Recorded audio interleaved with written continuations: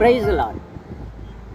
தாவீது அரசனாகி விட்டார். சில ஆண்டுகள் கழிந்த பிறகு அவர் கேட்குறாரு, என்னுடைய நண்பன் யோனத்தான் நிமித்தம் நான் அவருடைய குடும்பத்திற்கு நான் உதவி செய்யணும், தயவு செய்யணும், யாராவது அவங்க குடும்பத்தில் உயிரோடு இருக்காங்களா அப்படின்னு அவர் கேட்குறாரு.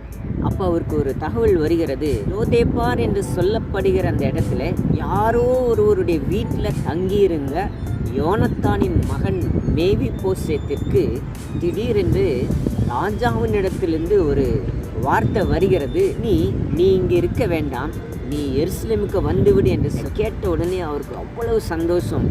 எருசலேமுக்கு வருகிறார், ராஜாவை சந்திக்கிறார். 2 சாமுவேல் 9ஆம் அதிகாரம் 7வது வசனத்தில் தாவீது அவனை பார்த்து, நீ பயப்படாதே, உன் தகப்பனாகிய யோனத்தான் நிமித்தம் நான் நிச்சயமாய் உனக்கு தயை செய்து உன் தகப்பனாகிய சவுலின் நிலங்களையெல்லாம் உனக்கு திரும்ப கொடுப்பேன், நீ என் பந்தியில் நித்தம் அப்பம் புசிப்பாய் என்று சொன்னார். எங்கேயோ இருந்த ஒரு மனுஷனுக்கு திடீரென்று ராஜாவினுடைய தயை கிடைத்து அவனுடைய வாழ்க்கை மாற ஆரம்பித்தது. இன்றைக்கு தலைநகராகிய எருசலேமுக்கு அவர் வருகிறார். அவருக்கு ராஜா தங்கி இருக்கிற அரண்மனை பக்கத்திலேயே ஒரு வீடு கொடுக்கப்படுகிறது. அவருடைய குடும்பத்திற்கு என்ன தேவையோ எல்லா தேவைகளும் சந்திக்கப்படுகிறது.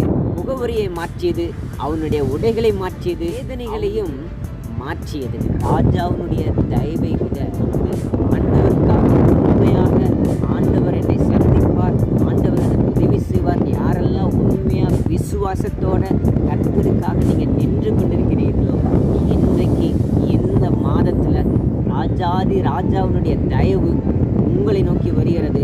அவருடைய தயவு உங்கள் வீட்டு கதவை இந்த மாதம் தட்டுகிறது. இந்த மாதத்தில் கர்த்தர் உங்களுடைய வாழ்க்கையை அப்படியே மாற்றப் போகிறார். உங்களுடைய உடைகள் மாறப்போகிறது, உங்களுடைய லொக்கேஷன் மாறுகிறது, உங்களுடைய வாழ்க்கையை கர்த்தர் மாற்றுகிறார், உங்களுடைய குடியிருப்பினுடைய நிலையை அவர் மாற்றுகிறார், உங்களுடைய வாழ்க்கை தரத்தை அவர் மாற்றுகிறார். எல்லாவற்றையும் மாற்றி உங்களை வைக்க வேண்டிய இடத்துல வச்சு அழகு பார்க்க போகிறார். ஏன்னா நீங்கள் அவரை நம்பி இருக்கிறீங்க. இன்னும் கொஞ்ச நேரம் தான் கர்த்தருடைய தயவு உங்களை தேடி வருகிறது. இந்த மாதம் முடிவதற்குள்ளாக உங்களுடைய வாழ்க்கையை அது மாற்றி போடும். வேறு யாராலையும் உங்களுக்கு உதவி செய்ய முடியாது. ராஜாவாகிய இயேசு கிறிஸ்துவினால் மட்டும்தாங்க அந்த உதவிகளை செய்ய முடியும். கர்த்தர் உங்களுடைய வாழ்க்கையிலே அற்புதங்களை செய்யட்டும்.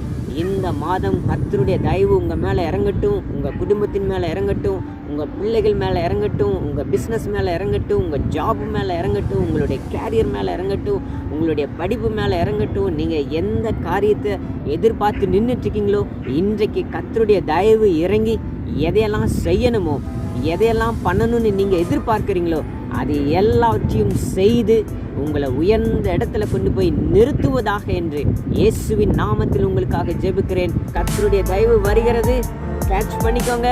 கர்த்தர் உங்களை சந்திக்க போகிறார். கர்த்தர் உங்களை ஆசீர்வதிப்பாராக. ஆமென்.